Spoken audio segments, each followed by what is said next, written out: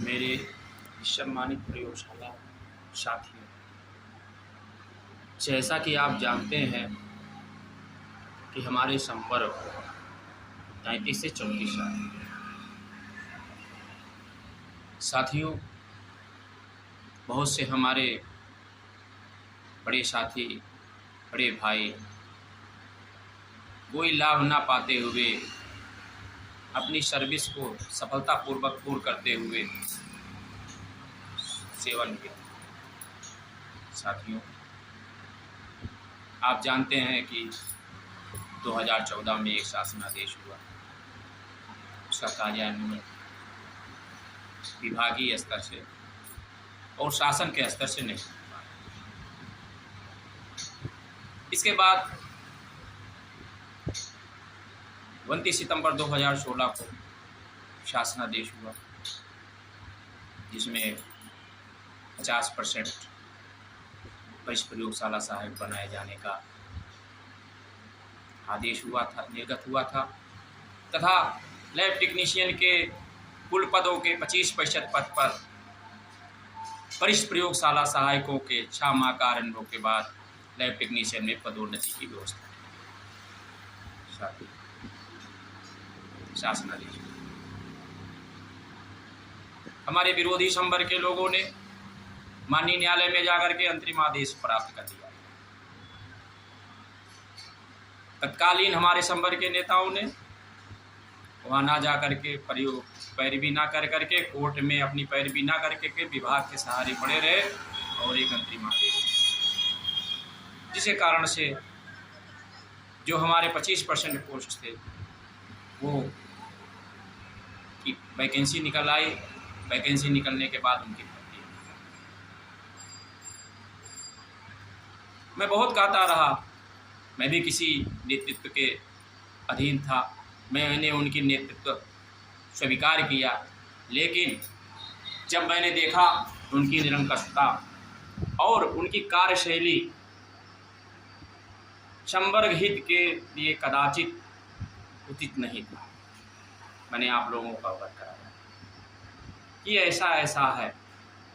मैं लिखता गया, मैं आप लोगों को सिर्फ जागरूक कर रहा था, मुझे नेतृत्व करने की कोई चाहत नहीं थी, लेकिन आप लोगों ने मुझे पसंद किया, मुझे आगे बढ़ाया और दिसंबर 16 में हमने एक माननीय न्यायालय में याचिका दाखिल किया। याचिका दाखिल करते ही मानो कुछ लोगों के पेट में दर्द होने लगा कि इसका कोई मतलब नहीं, जबकि अंतरिम आदेश मिल चुका था। तो हमारे 25% में किसी के वैकेंसी को रोकने के पक्ष में नहीं था। बस मेरा ये कहना था कि शासन ने एक आदेश किया है, जो 25% हमारे हैं उसको हमको चाहिए, हमारे संवर्ग को चाहिए। वो भी स्वास्थ्य महानिदेशालय की कार्यप्रणाली ऐसी थी कि उन्होंने उसकी वैकेंसी दो करके निकाल दी, मजबूरन न्याय प्राप्त करने के लिए। जब अन्याय होता है किसी के साथ तो हमारे संविधान में वर्णित न्याय पाने के लिए हमको न्यायपालिका का दरवाजा खटखटाना। हमने खटखटाया, चलता रहा केस, लंबी होती रही, आदेश पे आदेश होते रहे, लेकिन एक बात आकर के ठहर जाती थी, कभी आप रूल्स में, अभी आप रूल्स में नहीं हो। विभाग भी एक लगा देता था कि इनका अभी रूल्स माने नियमावली नहीं बनी। दोस्तों, हमारे वरिष्ठ नेता जो आजकल हमारे ऊपर सिर्फ आरोप लगाते हैं, अगर विभाग से लड़ते, शासन से लड़ते, अपनी बात पहुंचाते तो ठीक है। वो शांत मार के बैठ गए, भैया अब आप लोग कराओ, हमको तो सिर्फ टेंशन कर दिए, टेंशन देखेंगे, आप लोग कराओ। वो जान रहे थे कुछ नहीं होगा। अंतरिम आदेश कोर्ट से मिल गया था, वैकेंसी भर गई। अब नियमावली में चेंज नहीं हो सकता किसी प्रकार का कोई नहीं। माननीय न्यायालय में हमने अपनी पैरवी की, फिर माननीय न्यायालय के जो आदेश थे, निर्देश थे, उसी क्रम में कि नियमावली नहीं बनी है, आप नियमावली के तहत नियमावली के लिए अलग से आप प्रेयर कर सकते हैं। अरे आप माननीय न्यायालय में जा सकते हैं। फिर नियमावली में मैं अलग से गया, नियमावली फिर मैंने अलग से केस किया। केस करने के बाद एक ही दिन में याद रखिए दोस्तों, एक ही दिन में मैंने संबर को विजय दिलाई, डिग्री हुई हमारे संबर के लिए। और फिर 2 महीने का समय शासन को दिया गया, प्रमुख सचिव स्वास्थ्य को दिया गया। दोस्तों मैं 2 महीना इंतजार किया, शासन से हमारी वार्ता होती रही, अनुभाग अधिकारियों से हमारी वार्ता होती रही। वो कहते रहे कि मैं 2 महीने में नियमावली का आपका जो भी है सब निराकरण कर दूंगा। दोस्तों नियमावली का निराकरण नहीं हुआ।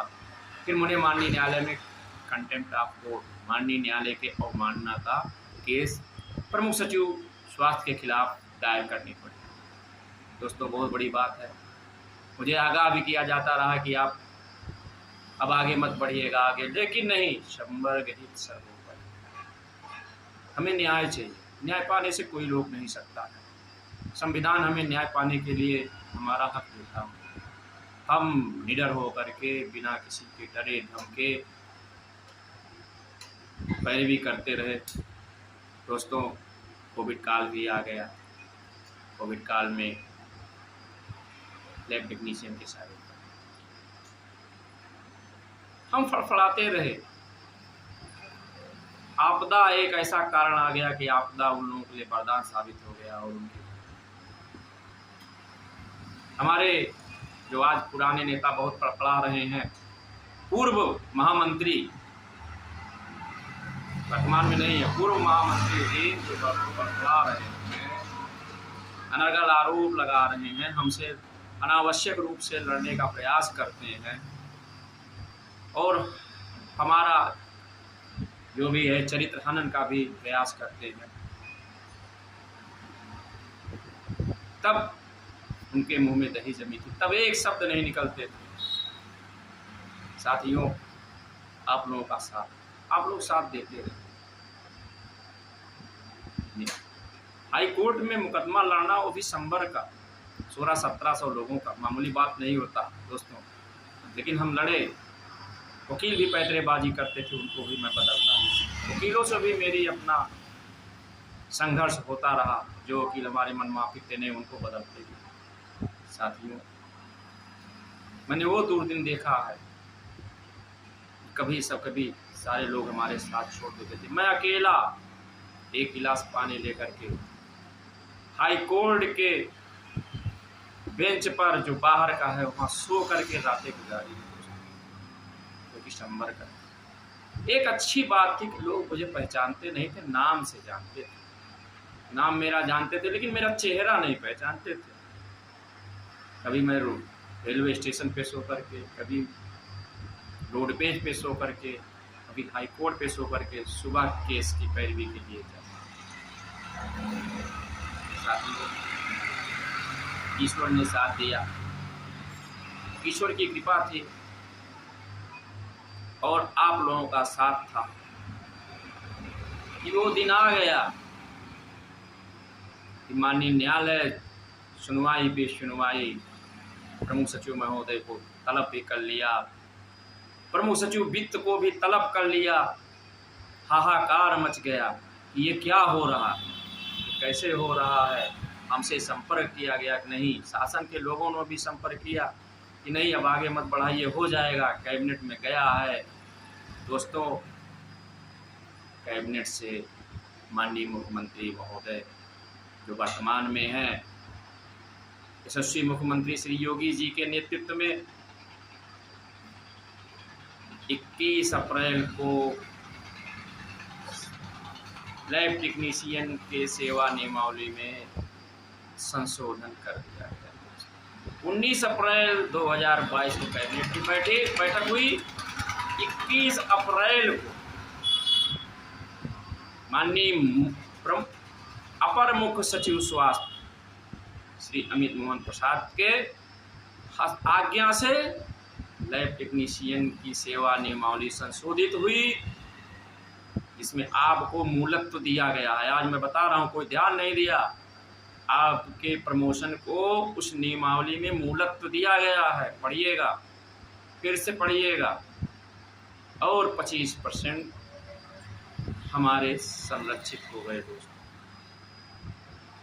हमारी नियमावली नहीं संशोधित हुई, उसको भी हमने लग करके दोस्तों आपको वह भी अवगत करा दूं। मैं वकील साहब के न कहते हुए भी शासन विभाग में एक वादी के तौर पे मैं नोटिस पे नोटिस, लीगल नोटिस भेजता रहा स्वयं। इसका परिणाम है कि आप लोग आज प्रशिक्षण कर। साथियों, इतिहास आप झांकिए। आपके प्रशिक्षण में पाठ्यक्रम नहीं था, पाठ्यक्रम हमने निर्धारित करवाया। उस नियमावली में CSC पर प्रशिक्षण की व्यवस्था थी। मैंने जिला अस्पताल और मंडलीय चिकित्सालयों में करवाने का कार्य किया। दोस्तों, जितना अच्छा से अच्छा पाठ्यक्रम हो सकता था, जितने अच्छे से अच्छे हो सकते थे, आप लोगों ने उस पाठ्यक्रम को, मानक के अनुरूप पाठ्यक्रम को, लैब टेक्नीशियन में जाने के लिए पाठ्यक्रम को आपने प्रशिक्षण प्राप्त किया और प्रशिक्षण हो करके 31 मई को आपको दोस्तों राहें खुली। वरिष्ठ प्रयोगशाला सहायक में भी आप उस नियमावली के तहत जो हमने संशोधित करवाई थी माननीय न्यायालय के माध्यम से और माननीय मुख्यमंत्री उत्तर प्रदेश शासन सरकार के कैबिनेट के माध्यम से जो संशोधित हुई थी, उसका कार्यान्वयन होते पे होता चला जा रहा है। ये कम बड़ी बात नहीं है, बहुत बड़ी बात है। अगर इस सरकार में किसी ने कुछ लेने का कार्य किया है तो हमारा संवर्ग है दोस्तों। ये मेरा संवर्ग है, ये आपका संवर्ग है, मेरा पर्सनल नहीं है। और महामंत्री जी जो पूर्व आप हैं, आप भी सुन लीजिए, आपका पर्सनल नहीं। संवर्ग का नीतियां एवं विचार होते हैं। अगर हमारी नीतियां, हमारे कार्यक्रम, हमारे विचार अगर लोगों को पसंद आ रहे हैं, हमारे संवर्गीयों को, इसमें मेरी गलती नहीं। आप अनर्गल आरोप मेरे ऊपर जो लगा रहे हैं, आप मत लड़िए, आप हमसे मत लड़िए। आपको मैं सम्मान देता हूँ, सम्मान देते रहिए। किसी को अपमानित करने का प्रयास मत करें। आप उस समय सोए हुए थे जब हम बहुत विकट स्थितियों में थे, तब आपके बयान नहीं आते थे। आज संवर्ग में उद्गार हो गया है, आज संवर्ग उधर उभर गया है, आज संवर्ग बहुत आगे जा रहा है, तो आपको राजनीति सूझ रही है, संवर्ग हित की बात नहीं सूझ रही है। आप जूनियर और सीनियर की बात करते हैं, मैं संवर्ग की बात करता हूँ। न संवर्ग में जूनियर होता है न सीनियर होता है। सम्मान जूनियरिटी और सीनियरिटी की होती है, ये मैं मानता हूँ। लेकिन भेदभाव अगर जूनियर और सीनियर के नाम से होगा तो ये संवर्ग के लोग, मुझे बात करने की नहीं है, संवर्ग के लोग इसको जो है आगे बढ़े। साथियों, मेरे ऊपर अनर्गल आरोप लगा करके इस प्रकार से कह रहे हैं कि 200-400 किलोमीटर दूर, मतलब 100 किलोमीटर दूर नौकरी करने वाला इस संवर्गीय कार्य नहीं कर सकता। 200 मीटर दूर रहने वाला प्रयोगशाला सहायक नहीं होता है। क्या लखनऊ में बैठे लोग ही प्रयोगशाला सहायक संवर्ग के हैं, बाकी और लखनऊ से बाहर नहीं है कोई? आप ऐसा भेदभाव क्यों करते हैं? आपकी आत्मा कराती नहीं है, कष्टित नहीं होती है? मैं कई बार शासन और विभाग में मिल चुका हूँ, निदेशक स्वास्थ्य, वो लोग कहते थे कि आपके संपर्क का कोई नहीं मिलता, कोई नेता नहीं मिलता। अगर आप अच्छा कार्य किए होते, अगर आप संवर्ग को ऊंचाइयों पर ले गए होते, अगर आप संबल को प्रदान किए होते अच्छी नीतियों कार्यक्रमों के द्वारा, प्रयोगशाला सहायक संवर्गीय मेरे साथ ना होते, वो आपके साथ होते हैं। आप मेरे में कमी ना निकालिए, आप अपनी कमी को ढूंढिए। आपकी क्या कमी रही है, आप अपना समीक्षा करिए। दूसरे के कमियों पर अनावश्यक जो असत्य है कमी निकाल करके अगर संबर को आप पूरा करेंगे तो ये आप बहुत बड़ी गलती। आप संबर को पदभ्रमित कर रहे हैं, दिग्भ्रमित कर रहे हैं। आप उससे उबरिए, आइए, मैं आपका भी आह्वान करता हूँ, आइए, साथ दीजिए और साथ चल करके संबर की लड़ाई लड़ी जाए। अनारगल प्रलाप करने से ना आपको फायदा होगा, ना संबर को फायदा होगा, ना मुझे फायदा होगा। हम बहुत ही विकट मोड़ पे हैं। हम आज एक कदम लैब टेक्नीशियन के पद पर जाने के लिए दूर हैं। उसमें बाधा मत उत्पन्न करिए, विचार करिए और फिर आत्मीय बल प्रदान करिए। अगर कोई आपको शंका हो, मैं आपका छोटा भाई समझ करके बात करके आप प्राप्त कर लीजिए क्या हो रहा है क्या नहीं हो रहा। न आपने एक कहा कि प्रमुख सचिव और महानिदेशक फलाने ढिमाके मेरे जेब में हैं, आप गलतफहमी ना पैदा करिए। मैं एक बहुत छोटा सा कर्मचारी हूँ, मेरे जेब में कोई नहीं है। मेरी नीयत सही है, मेरा ईमानदारी पूर्ण कार्य किया गया है, मैं ईमानदारी पूर्वक कार्य करता हूँ और जितनी मेरी क्षमता है उस क्षमता के अनुसार संबर को आगे ले जाने का प्रयास करता हूँ। कोई किसी के जेब में नहीं होता। सही तथ्य, सही एडवोकेसी अगर आप करेंगे तो आपकी बात सुनी जाएगी। मेरी बात इसीलिए सुनी जा रही है शासन में, विभाग में, कि मैं सही एडवोकेसी कर रहा हूँ, तथ्यात्मक तर्क रख रहा हूँ, नियम की बात करता हूँ, कानून की बात करता हूँ। इसमें मेरी गलती नहीं। इस पर आत्ममंथन करिए। मैं संवर्गीय सभी साथियों को आश्वासन देता हूँ कि जहाँ भी कोई समस्या आप आए, आप अपनी समस्या खुद लड़िए।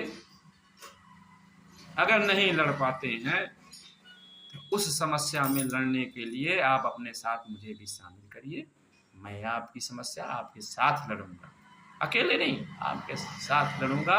हर समस्या का निदान होगा अगर हम साथ रहे, एकजुट रहे और लड़ने का प्रयास किसी से न करें। मैं पूर्व महामंत्री जी फिर आपको कहना चाहता हूँ कि आज आप मुझसे ही नहीं लड़ रहे हैं, आप पूर्व में भी लड़ रहे हैं।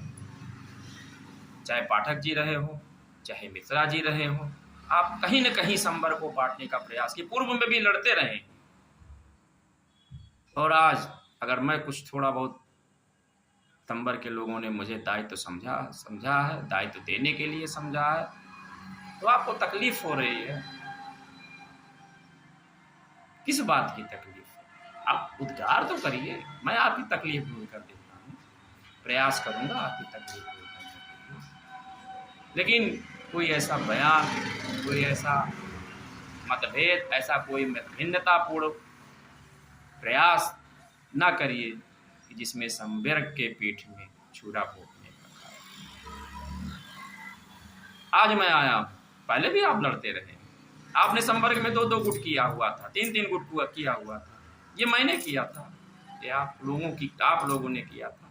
आत्ममंथन मैं पुनः पूरे संवर्ग के, चाहे वरिष्ठ हों चाहे कनिष्ठ हों, सभी से इस मंच के माध्यम से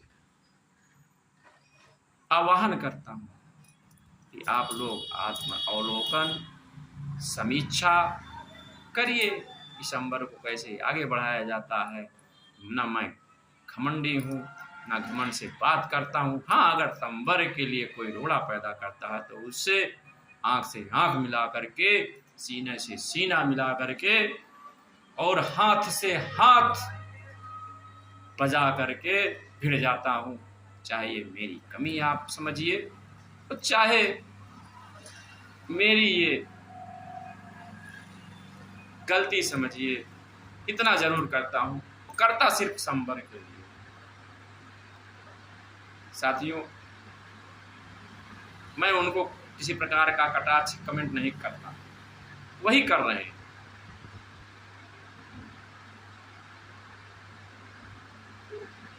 ऐसा क्यों करते हो? शुरू से करते आ रहे हैं, शोभा नहीं देता है। आपसे बहुत छोटा हूँ, कितना मेरा तिरस्कार करोगे? मैं जीपीओ में बैठा था, मुझे आपने जबरदस्ती बैठा दिया।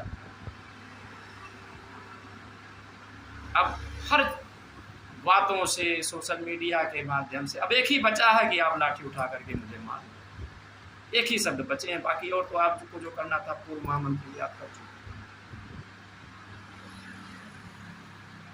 मत अपमानित करिए, मैं आपका सम्मान करता हूँ, आप हमारे बड़े भाई हैं, फिर भी सम्मान, अपमानित करते रहिए, फिर भी मैं आपका सम्मान करता हूँ। आप सम्मानित हैं, आप हमारे बड़े हैं, और मुझे संस्कार में बड़े बुजुर्गों का सम्मान करने के लिए कहा गया है।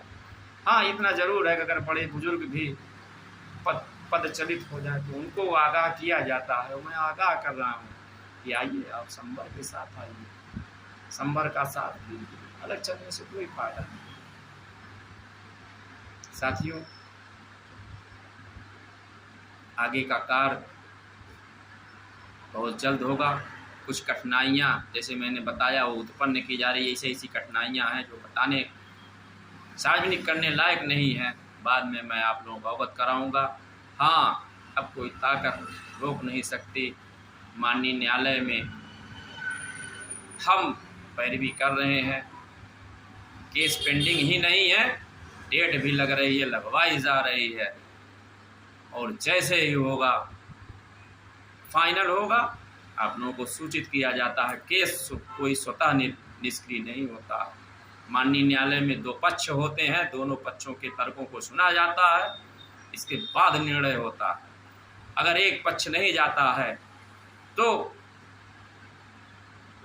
इस पार्टी हो करके उसके पक्ष में घोषित कर दिया। पूर्व में इन्होंने यही किया था ना, ये गए नहीं, और हमारे संबर के खिलाफ उनकी मॉडल, अगर गए होते तो ये नौबत ना आती। ये इनकी पॉलिसी है, इनकी जो समझ है वो किए, मैं इनके समझदारी पर मुझे कोई आपत्ति नहीं है, लेकिन आप दूसरे को रोकते हैं जो सफलता दिलाया है, जो सफलताएं मिल रही हैं, तो कहीं न कहीं आपकी समझदारी पर लोग प्रश्न चिन्ह लगाते हैं। फिर भी मैं सभी साथियों को यथोचित सम्मान देते हुए नमस्कार करता हूँ और अपनी वाणी को विराम देता हूँ। आने वाला कल प्रयोगशाला सहायक संबर का होगा, और जाने वाला कल भी प्रयोगशाला सहायक संबर का होगा। इसी के साथ मैं अपनी वाणी को विराम देता हूँ। जय हिंद, जय प्रयोगशाला सहायक संबर। मेरे सम्मानित प्रयोगशाला साथियों, जैसा कि आप जानते हैं कि हमारे संबर 33 से 34 साल साथियों, बहुत से हमारे बड़े साथी, बड़े भाई कोई लाभ ना पाते हुए अपनी सर्विस को सफलतापूर्वक पूर्ण करते हुए सेवन किया। साथियों, आप जानते हैं कि 2014 में एक शासनादेश हुआ, उसका कार्यान्वयन विभागीय स्तर से और शासन के स्तर से नहीं हुआ। इसके बाद 29 सितंबर 2016 को शासनादेश हुआ, जिसमें 50% वरिष्ठ प्रयोगशाला सहायक बनाए जाने का आदेश हुआ था, निर्गत हुआ था, तथा लैब टेक्नीशियन के कुल पदों के 25% पद पर वरिष्ठ प्रयोगशाला सहायकों के 6 माह का अनुभव के बाद लैब टेक्नीशियन में पदोन्नति की व्यवस्था शासनादेश। हमारे विरोधी संबर के लोगों ने माननीय न्यायालय में जाकर के अंतरिम आदेश प्राप्त कर दिया।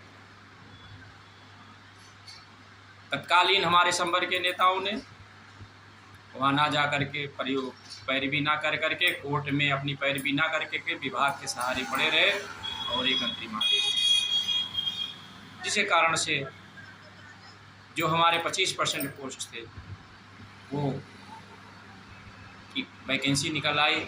वैकेंसी निकलने के बाद उनकी भर्ती, मैं बहुत कहता रहा, मैं भी किसी नेतृत्व के अधीन था, मैंने उनकी नेतृत्व स्वीकार किया, लेकिन जब मैंने देखा उनकी निरंकुशता और उनकी कार्यशैली संवर्ग हित के लिए कदाचित उचित नहीं था, मैंने आप लोगों को अवगत कराया कि ऐसा ऐसा है। मैं लिखता गया, मैं आप लोगों को सिर्फ जागरूक कर रहा था, मुझे नेतृत्व करने की कोई चाहत नहीं थी, लेकिन आप लोगों ने मुझे पसंद किया, मुझे आगे बढ़ाया और दिसंबर 16 में हमने एक माननीय न्यायालय में याचिका दाखिल किया। याचिका दाखिल करते ही मानो कुछ लोगों के पेट में दर्द होने लगा कि इसका कोई मतलब नहीं, जबकि अंतरिम आदेश मिल चुका था। तो हमारे 25% में किसी के वैकेंसी को रोकने के पक्ष में नहीं था, बस मेरा ये कहना था कि शासन ने एक आदेश किया है, जो 25% हमारे हैं उसको हमको चाहिए, हमारे संवर्ग को चाहिए। वो भी स्वास्थ्य महानिदेशालय कार्यप्रणाली ऐसी थी कि उन्होंने उसकी वैकेंसी टोटल की निकाल दी, मजबूरन न्याय प्राप्त करने के लिए। जब अन्याय होता है किसी के साथ तो हमारे संविधान में वर्णित है कि न्याय पाने के लिए हमको न्यायपालिका का दरवाजा खटखटाना। हमने खटखटाया, चलता रहा केस, लंबी होती रही, आदेश पे आदेश होते रहे, लेकिन एक बात आकर के ठहर जाती थी, कभी आप रूल्स में, अभी आप रूल्स में नहीं हो। विभाग भी एक लगा देता था कि इनका अभी रूल्स माने नियमावली नहीं बनी। दोस्तों, हमारे वरिष्ठ नेता जो आजकल हमारे ऊपर सिर्फ आरोप लगाते हैं, अगर विभाग से लड़ते, शासन से लड़ते, अपनी बात पहुंचाते तो ठीक है। वो शांत मार के बैठ गए, भैया अब आप लोग कराओ, हमको तो सिर्फ टेंशन कर दे, टेंशन दे देंगे, आप लोग कराओ। वो जान रहे थे कुछ नहीं होगा। अंतरिम आदेश कोर्ट से मिल ही गया था, वैकेंसी भर गई। अब नियमावली में चेंज नहीं हो सकता किसी प्रकार का कोई। माननीय न्यायालय में हमने अपनी पैरवी की, फिर माननीय न्यायालय के जो आदेश थे, निर्देश थे, उसी क्रम में कि नियमावली नहीं बनी है, आप नियमावली के तहत नियमावली के लिए अलग से आप प्रेयर कर सकते हैं, आप माननीय न्यायालय में जा सकते हैं। फिर नियमावली में मैं अलग से गया, नियमावली फिर मैंने अलग से केस किया। केस करने के बाद एक ही दिन में याद रखिए दोस्तों, एक ही दिन में मैंने संवर को विजय दिलाई, डिग्री हुई हमारे संवर के लिए। और फिर 2 महीने का समय शासन को दिया गया, प्रमुख सचिव स्वास्थ्य को दिया गया। दोस्तों, मैं 2 महीना इंतजार किया, शासन से हमारी वार्ता होती रही, अनुभाग अधिकारियों से हमारी वार्ता होती रही। वो कहते रहे कि मैं 2 महीने में नियमावली का आपका जो भी है सब निराकरण कर दूंगा। दोस्तों, नियमावली का निराकरण नहीं हुआ। फिर मुझे माननीय न्यायालय में कंटेम्प्ट ऑफ कोर्ट, माननीय न्यायालय के अवमानना का केस प्रमुख सचिव स्वास्थ्य के खिलाफ दायर करनी पड़ी। दोस्तों, बहुत बड़ी बात है। मुझे आगाह भी किया जाता रहा कि आप अब आगे मत बढ़िएगा आगे, लेकिन नहीं, संवर्ग हित सर्वोपरि, हमें न्याय चाहिए। न्याय पाने से कोई रोक नहीं सकता है। संविधान हमें न्याय पाने के लिए हमारा हक देता है। हम निडर होकर के बिना किसी के डरे धमके पैरवी करते रहे। दोस्तों, कोविड काल भी आ गया। कोविड काल में लैब टेक्नीशियन के सारे हम फड़फड़ाते रहे, आपदा एक ऐसा कारण आ गया कि आपदा उन लोगों के लिए वरदान साबित हो गया। और उनके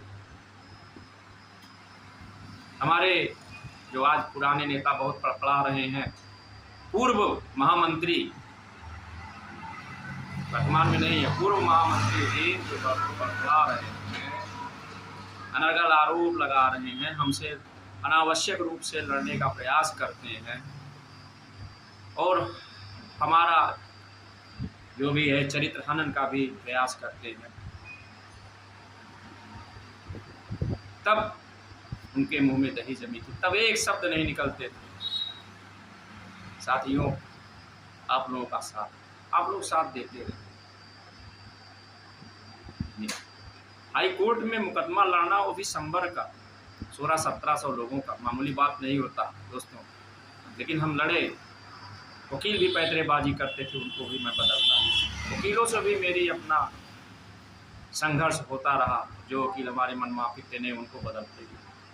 साथियों, मैंने वो दुर्दिन देखा है, कभी सारे लोग हमारे साथ छोड़ देते थे। मैं अकेला एक गिलास पानी लेकर के हाई कोर्ट के बेंच पर जो बाहर का है वहाँ सो करके रातें गुजारी, जो कि संबर का। एक अच्छी बात थी कि लोग मुझे पहचानते नहीं थे, नाम से जानते थे। नाम मेरा जानते थे लेकिन मेरा चेहरा नहीं पहचानते थे। कभी मैं रेलवे स्टेशन पे सो करके, कभी रोड पेज पे सो करके, कभी हाई कोर्ट पे सो करके सुबह केस की पैरवी के लिए जाता। ईश्वर ने साथ दिया, ईश्वर की कृपा थी और आप लोगों का साथ था कि वो दिन आ गया कि माननीय न्यायालय सुनवाई पे सुनवाई, प्रमुख सचिव महोदय को तलब भी कर लिया, प्रमुख सचिव वित्त को भी तलब कर लिया। हाहाकार मच गया कि ये क्या हो रहा है, कैसे हो रहा है। हमसे संपर्क किया गया कि नहीं, शासन के लोगों ने भी संपर्क किया कि नहीं अब आगे मत बढ़ाइए, हो जाएगा। कैबिनेट में गया है दोस्तों, कैबिनेट से माननीय मुख्यमंत्री महोदय जो वर्तमान में हैं, यशस्वी मुख्यमंत्री श्री योगी जी के नेतृत्व में 21 अप्रैल को लैब टेक्नीशियन के सेवा नियमावली में संशोधन कर दिया गया। 19 अप्रैल 2022 को कैबिनेट की बैठक हुई। 21 अप्रैल को माननीय अपर मुख्य सचिव स्वास्थ्य श्री अमित मोहन प्रसाद के आज्ञा से लैब टेक्नीशियन की सेवा नियमावली संशोधित हुई, जिसमें आपको मूलत्व दिया गया है। आज मैं बता रहा हूँ, कोई ध्यान नहीं दिया, आपके प्रमोशन को उस नियमावली में मूलत्व दिया गया है। पढ़िएगा, फिर से पढ़िएगा। और 25% हमारे संरक्षित हो गए दोस्तों। हमारी नियमावली नहीं संशोधित हुई, उसको भी हमने लग करके दोस्तों आपको अभी अवगत करा दूं, मैं वकील साहब के न कहते हुए भी शासन विभाग में एक वादी के तौर पे मैं नोटिस पे नोटिस, लीगल नोटिस भेजता रहा स्वयं। इसका परिणाम है कि आप लोग आज प्रशिक्षण कर।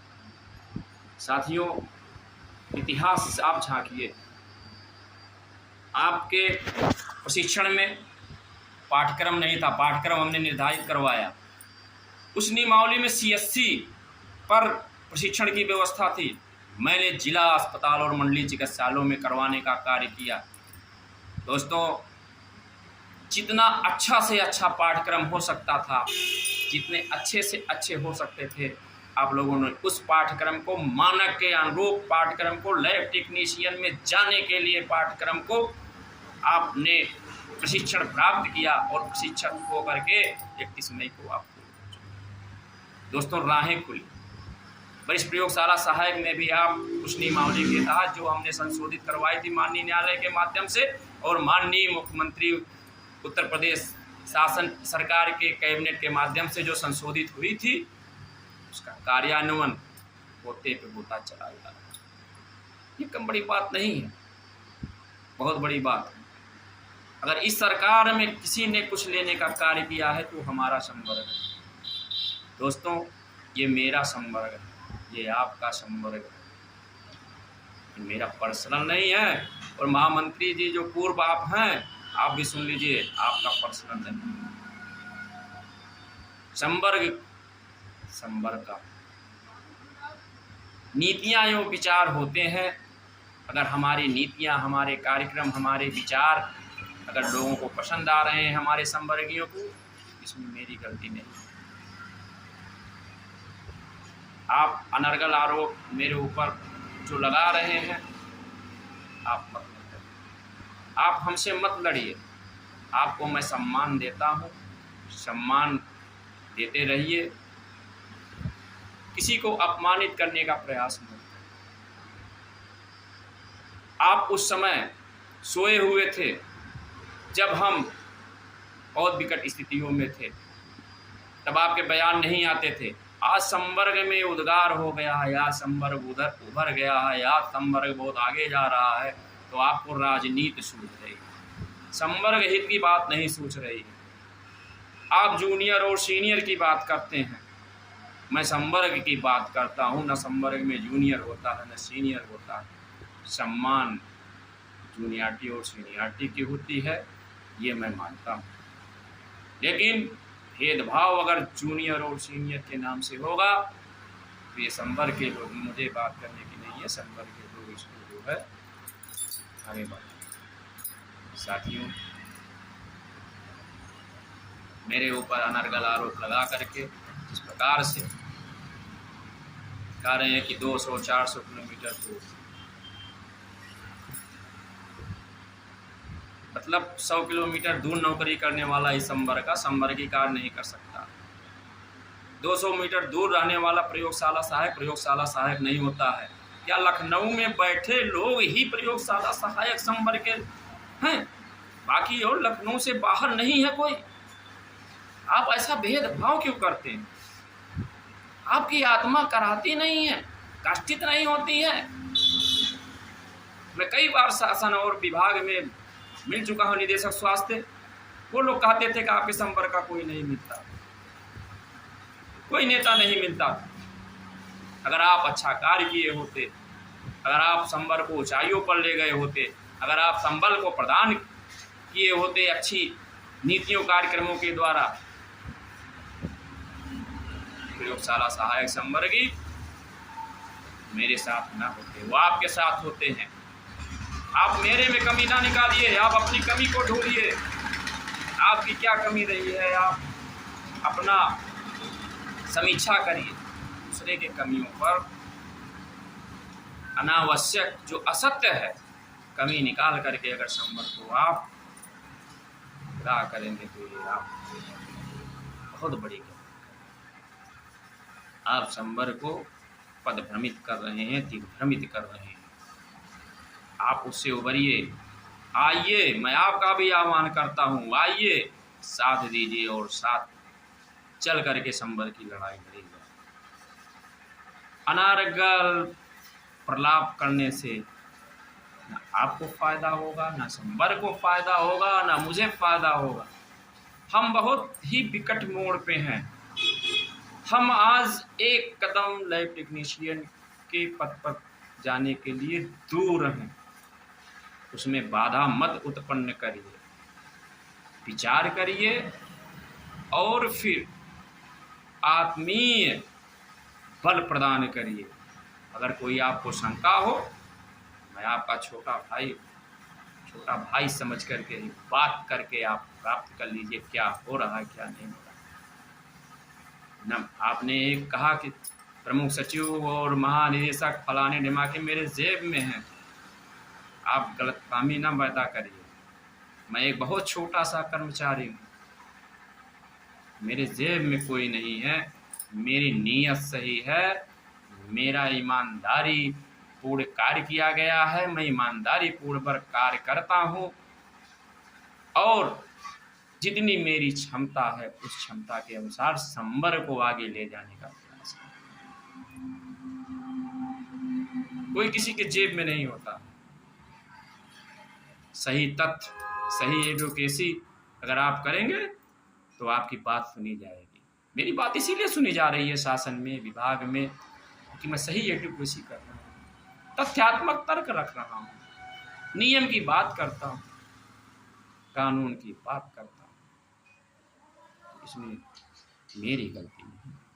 इस पर आत्ममंथन करिए। मैं संवर्गीय सभी साथियों को आश्वासन देता हूँ कि जहाँ भी कोई समस्या आ पाए, आप अपनी समस्या खुद लड़िए। अगर नहीं लड़ पाते हैं तो उस समस्या में लड़ने के लिए आप अपने साथ मुझे भी शामिल करिए। मैं आपकी समस्या आपके साथ लड़ूंगा, अकेले नहीं, आपके साथ लड़ूंगा। हर समस्या का निदान होगा अगर हम साथ रहे, एकजुट रहे और लड़ने का प्रयास किसी से न करें। मैं पूर्व महामंत्री जी फिर आपको कहना चाहता हूँ कि आज आप मुझसे ही नहीं लड़ रहे हैं, आप पूर्व में भी लड़ रहे हैं। चाहे पाठक जी रहे हो, चाहे मिश्रा जी रहे हो, आप कहीं न कहीं संवर्ग को बांटने का प्रयास किए, पूर्व में भी लड़ते रहे। और आज अगर मैं कुछ थोड़ा बहुत, संवर्ग के लोगों ने मुझे दायित्व समझा है, दायित्व देने के लिए समझा है, तो आपको तकलीफ हो रही है। किस बात की तकलीफ? आप उद्गार तो करिए, मैं आपकी तकलीफ दूर कर देता हूँ, प्रयास करूंगा आपकी तकलीफ दूर करने के लिए। लेकिन कोई ऐसा बयान, कोई ऐसा मतभेद, ऐसा कोई भिन्नतापूर्ण प्रयास ना करिए कि जिसमें संवर्ग के पीठ में छुरा फूंकने का। आज मैं आया, पहले भी आप लड़ते रहे। आपने संवर्ग में 2-2 गुट किया हुआ था, 3-3 गुट किया हुआ था। ये मैंने किया था, ये आप लोगों ने किया था। आत्ममंथन मैं पुनः पूरे संवर्ग के, चाहे वरिष्ठ हूं चाहे कनिष्ठ हूं, सभी से इस मंच के माध्यम से आह्वान करता हूं कि आप लोग आत्म अवलोकन, समीक्षा करिए कि संवर्ग को कैसे आगे बढ़ाया जाता है। न मैं घमंडी हूँ, ना घमंड से बात करता हूँ। हाँ, अगर संवर्ग के लिए कोई रोड़ा पैदा करता है तो उससे आंख से आंख मिला करके, सीने से सीना मिला करके और हाथ से हाथ बजा करके भिड़ जाता हूँ। चाहे ये मेरी कमी आप समझिए, तो चाहे मेरी ये गलती समझिए, इतना जरूर करता हूँ, करता सिर्फ संवर्ग के लिए। साथियों, मैं उनको किसी प्रकार का कटाक्ष कमेंट नहीं करता, वही कर रहे हैं।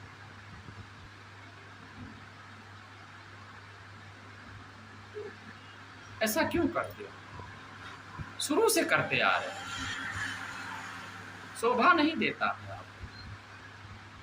आपसे बहुत छोटा हूं, कितना मेरा तिरस्कार करोगे?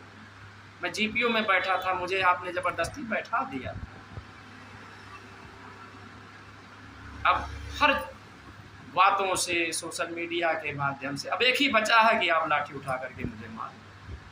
एक ही शब्द बचे हैं, बाकी और तो आपको जो करना था पूर्व महामंत्री आप कर चुके।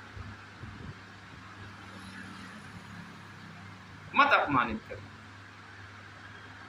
मैं आपका सम्मान करता हूँ, आप हमारे बड़े भाई हैं, फिर भी अपमानित करते रहिए, फिर भी मैं आपका सम्मान करता हूँ।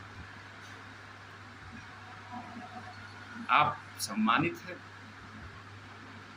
आप हमारे बड़े हैं और मुझे संस्कार में बड़े बुजुर्गों का सम्मान करने के लिए कहा गया है। हाँ, इतना जरूर है कि अगर बड़े बुजुर्ग भी पदचलित हो जाए तो उनको आगाह किया जाता है। मैं आगाह कर रहा हूँ कि आइए, आप संवर्ग के साथ आइए, संवर्ग का साथ दीजिए, अलग चलने से कोई फायदा नहीं। साथियों, आगे का कार्य बहुत जल्द होगा। कुछ कठिनाइयाँ जैसे मैंने बताया वो उत्पन्न की जा रही है, ऐसी कठिनाइयाँ हैं जो बताने, सार्वजनिक करने लायक नहीं है। बाद में मैं आप लोगों को अवगत कराऊंगा। हाँ, अब कोई ताकत रोक नहीं सकती। माननीय न्यायालय में हम पैरवी कर रहे हैं।